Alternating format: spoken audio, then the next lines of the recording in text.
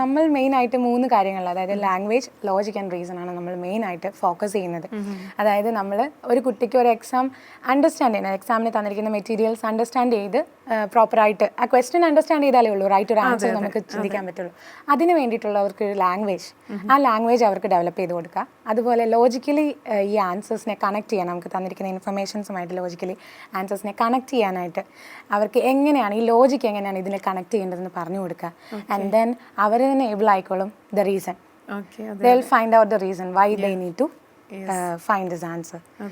ഇപ്പം by heart പഠിക്കുന്നതിനേക്കാൾ ഉപരി അവരത് കുറച്ചും കൂടെ ലോജിക്കലി തിങ്ക് ചെയ്ത് അതിന്റെ ആ ഒരു ഉത്തരം അവർ തന്നെ കണ്ടുപിടിച്ചെത്തുന്നതിലായിരിക്കുള്ളൂ കുറച്ചും കൂടെ ആത്മീയ. കാരണം ബൈ ഹാർട്ട് പഠിക്കുക എന്ന് പറയുന്നത് ഒരിക്കലും പോസിബിൾ അല്ല. കാരണം നമ്മുടെ പ്രാക്ടീസ് മെറ്റീരിയൽസ് അല്ല, സിമിലർ ആണ്. നമ്മൾ കൊടുക്കുന്ന പ്രാക്ടീസ് മെറ്റീരിയൽസ് നമ്മുടെ എക്സാം ക്വസ്റ്റ്യൻസിനും വളരെ സിമിലർ ആണ്. പക്ഷെ ഇപ്പം നമ്മൾ ഇന്നലെ വായിച്ച ഒരു റീഡിംഗ് ക്വസ്റ്റ്യൻ നമുക്ക് എക്സാമിന് കിട്ടില്ല. അപ്പോൾ നമ്മൾ ആ റീഡിംഗ് ഇതുമായിട്ട് എങ്ങനെ റിലേറ്റ് ചെയ്യാൻ പറ്റുക, അതായത് അവിടെ നമ്മൾ എങ്ങനെയാണ് ഉത്തരങ്ങളിലേക്ക് എത്തിയത്, അതേ ടെക്നിക്സ് അതേ ട്രിക്സ് യൂസ് ചെയ്യുക നമ്മളുടെ എക്സാമിന് നമ്മൾ ഉത്തരങ്ങളിലേക്ക് എത്താൻ. അങ്ങനെ ഉത്തരങ്ങളിലേക്ക് എത്തുന്ന തരത്തിലുള്ള ട്രിക്സ് ആൻഡ് ടിപ്സ് ആണ് നമ്മൾ എപ്പോഴും ഫോക്കസ് ചെയ്യുക. സർ, ഇപ്പം ഒരാൾ ഇതുപോലെ തന്നെ വിദേശത്ത് പോയി പഠിക്കാൻ തീരുമാനിച്ചിട്ടുണ്ടെങ്കിൽ തീർച്ചയായിട്ടും ഫസ്റ്റ് ഒരു കടമ്പ ഞാൻ ആദ്യം പറഞ്ഞ പോലെ തന്നെ ഇതാണ് IELTS OET എക്സാംസ് പാസ്സാവുക എന്നുള്ളതാണ്. അപ്പോൾ ഇതിനുവേണ്ടി ഒരു കോഴ്സ് അല്ലെങ്കിൽ സ്ഥാപനം തിരഞ്ഞെടുക്കുമ്പോൾ തീർച്ചയായിട്ടും അവർ പലരും ഒരുപാട് സ്ഥാപനങ്ങൾ പൊങ്ങി വരുന്നുണ്ട്. അപ്പോൾ അവരൊക്കെ കൊടുക്കുന്ന ഒരു വാഗ്ദാനം എന്ന് പറഞ്ഞാൽ ഞങ്ങൾ കൃത്യമായിട്ട് മെറ്റീരിയൽസ് കൊടുക്കും, എക്സാംസ് നമ്മൾ ഉണ്ടാക്കും, അങ്ങനെ കുറേ വാഗ്ദാനങ്ങൾ കൊടുക്കും. പക്ഷേ കൃത്യമായിട്ട് അവർ ചെയ്യുന്നത് ഫീസ് വാങ്ങിക്കുക എന്നുള്ളത് മാത്രമായിരിക്കും. അപ്പോൾ അങ്ങനെയുള്ള സിറ്റുവേഷൻസിൽ അറ്റ്മിയ ഇൻ്റർനാഷണൽ അക്കാദമി എന്താണ് അങ്ങനെയുള്ള കുട്ടികൾക്ക് വേണ്ടിയിട്ട് പ്രൊവൈഡ് ചെയ്യുന്നത്? ഓക്കെ, ആക്ച്വലി നമ്മൾ ചെയ്യുന്നത് എന്താണെന്ന് വെച്ച് കഴിഞ്ഞാൽ ഒരു കുട്ടി വന്നു കഴിഞ്ഞാൽ ഇപ്പോൾ പറഞ്ഞ പോലെ കൗൺസിലിംഗ് എല്ലാം ചെയ്തതിന് ശേഷം ആ കുട്ടി അവരെ നല്ലൊരു സ്വന്തം കാലം നിൽക്കാനൊരു പ്രാപ്തയാക്കുന്ന രീതിയിലാണ് അവിടെ കോച്ചിങ് എല്ലാം ചെയ്യുന്നത്. ആക്ച്വലി ലിസണിങ് ആയാലും റീഡിങ് ആയാലും റൈറ്റിംഗ് ആയാലും സ്പീക്കിംഗ് ആയാലും, ഇപ്പോൾ സ്പീക്കിംഗ് സെക്ഷൻ ആയാലും ഗ്രൂപ്പ് സ്പീക്കിംഗ് സെക്ഷനുകളുണ്ട്, ലിസണിങ് ആയാലും റീഡിംഗ് ആയാലും എല്ലാം, അതായത് അവരുടെ ഗ്രൂപ്പ് ഡിസ്കഷനിലൂടെ കൂടിയാണ് നമ്മൾ ക്ലാസ്സുകളെല്ലാം നടത്തുന്നത്. പിന്നെ അതുപോലെ തന്നെ ഈ OET അല്ലെങ്കിൽ IELTS എന്ന് പറഞ്ഞാൽ ഇപ്പം യൂറോപ്പിൽ പോകാനുള്ളതിൻ്റെ ഒരു കടമ മാത്രം. അപ്പോൾ അത് കഴിഞ്ഞ് CBT എഴുതണം, CBT കഴിഞ്ഞ് OSCE എഴുതണം, ഇതെല്ലാം വേണം. അപ്പോൾ ഈ കാണാതെ പഠിച്ചത് കൊണ്ട് അല്ലെങ്കിൽ പോയി ഇത് ചെയ്തുകൊണ്ട് മാത്രം പാസ്സാകത്തില്ല. അപ്പോൾ ആ ഒരു രീതിയിലുള്ള ട്രെയിനിങ് ആണ് അറ്റ്മിയ ഇൻ്റർനാഷണൽ കൊടുക്കുന്നത്. ഓക്കെ, അപ്പോൾ പല കുട്ടികളും നമ്മൾ ചെന്ന് കഴിഞ്ഞ് വിളിച്ച് പറയും, നമ്മളെ ഫോൺ വിളിച്ച് പറയും, ഇല്ലെങ്കിൽ നാട്ടിൽ വരുമ്പോൾ നമ്മൾക്ക് സ്വീറ്റ്സൊക്കെ ആയിട്ട് വന്ന് നമ്മുടെ അടുത്ത് വന്ന് ഹഗ് ചെയ്തൊക്കെ പറയും. അതായത് നമ്മൾ നല്ലൊരു സ്കൂളിൽ നമ്മുടെ കുട്ടികളെ ചേർക്കുമ്പോൾ നല്ലൊരു സ്ഥലം നോക്കിയല്ലേ നമ്മൾ കുട്ടികളെ ചേർക്കുന്നത്. അപ്പോൾ അത് ബേസാണ്. ആ ബേസ് കിട്ടിക്കഴിഞ്ഞെങ്കിൽ മാത്രമേ ഉള്ളൂ നമുക്ക് എവിടെ പോയാലും മുന്നേറാൻ പറ്റുള്ളൂ. ആ ഒരു ബേസ് അറ്റ്മിയ ഇൻ്റർനാഷണൽ കൊടുക്കുന്നുണ്ട്. അതുകൊണ്ടാണ് പല കുട്ടികളും വന്ന് നമുക്ക് സ്വീറ്റ്സ് ഒക്കെ ആയിട്ട് വരും, അങ്ങനെ ഓരോ കാര്യങ്ങളും സന്തോഷം പ്രകടമാക്കാൻ വേണ്ടിയിട്ട്. അതുപോലെ നല്ല ക്ലാസ് ഒക്കെ തന്ന് പഠിപ്പിക്കുന്നതുകൊണ്ട് മാത്രമാണ് ഞങ്ങൾക്ക് ഒരു നല്ലൊരു സാലറിയിലൂടെ ജോലി കിട്ടിയത്.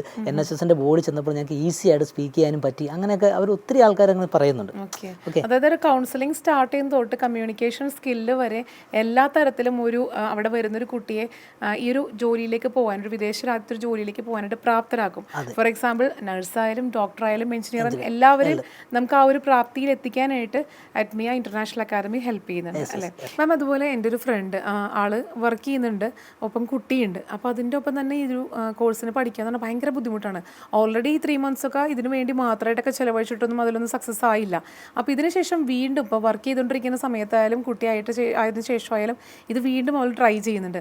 അപ്പോൾ ഇങ്ങനെയുള്ള ആളുകൾക്കൊക്കെ വരുമ്പോൾ നിങ്ങൾ എത്രത്തോളം ഒരു ഫെസിലിറ്റി അല്ലെങ്കിൽ നിങ്ങൾ എത്രത്തോളം ശ്രദ്ധ അവർക്ക് കൊടുക്കാൻ പറ്റും ഇങ്ങനെയുള്ള ആളുകൾക്ക്? ഈ ഒരു ക്വസ്റ്റ്യൻ ആക്ച്വലി വളരെ ഞങ്ങൾ ഒത്തിരി എക്സ്പെക്ട് ചെയ്യുന്ന, ഒരുപാട് ആഗ്രഹിക്കുന്ന ഒരു ക്വസ്റ്റ്യൻ ആണ്. കാരണം എന്താണെന്ന് വെച്ച് കഴിഞ്ഞാൽ നമുക്ക് നമ്മുടെ ഇൻസ്റ്റിറ്റ്യൂട്ടിനോട് അടുത്ത് തന്നെ, വളരെ അടുത്ത് തന്നെ ഒരു വളരെ റിനൗണ്ട് ആയിട്ടുള്ള ഒരു ഹോസ്പിറ്റലുണ്ട്.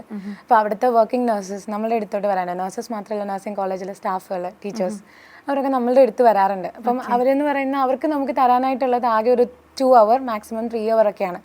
പക്ഷെ ആ ഒരു ടൈമിനുള്ളിൽ അവർ ഓരോ ദിവസവും വരുമ്പോൾ നമ്മൾ പറ്റുന്നിടത്തോളം മൊഡ്യൂൾസ് കവർ ചെയ്യുന്നത് കൂടാതെ അവർക്ക് തന്നെ ചെയ്യാവുന്ന മൊഡ്യൂൾസ് ഉണ്ട്. അതായത് ലിസണിങ് പോലെയുള്ള മൊഡ്യൂൾസൊക്കെ അവരുടെ പ്രാക്ടീസാണ്. അപ്പം നമ്മൾ അവർക്ക് അതിനുള്ള ടൈം അവർക്ക് നമ്മൾ വീട്ടിൽ കൊടുത്തു വിടുമോ, അവർക്ക് കൺവീനിയൻ്റ് ആയിട്ടുള്ള പോലെ ചെയ്തോളാം നമ്മൾ അവരോട് അലോ ചെയ്യും.